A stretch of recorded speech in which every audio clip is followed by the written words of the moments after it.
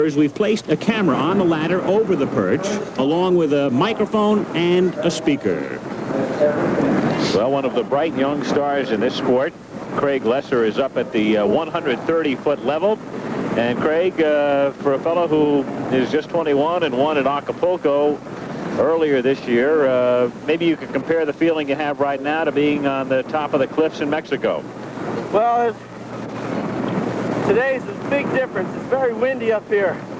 If the conditions were a little different, I would feel about the same as I did in Mexico. Just a little bit worried. But with all this wind, it changes the whole thing around.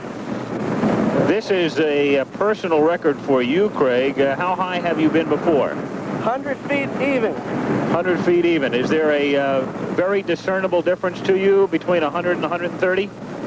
Well, it doesn't look it. I know I'd be a lot more confident without this wind. What kind of a dive will you perform, Craig? I'm doing a flying full gainer. All right. Just gonna go ahead.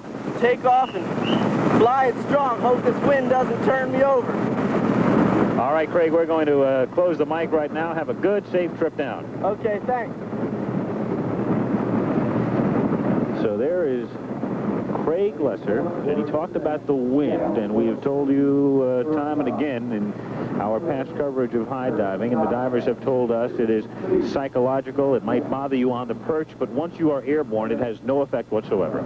The problem with it is that it is so psychological, and what you do is you take off adjusting when you don't really need to adjust, and this has a tremendous effect on the dive. The force of gravity taking over right away. Straight drop down, and they'll hit the water at speeds in excess of 75 miles an hour. From 130, Craig Lesser.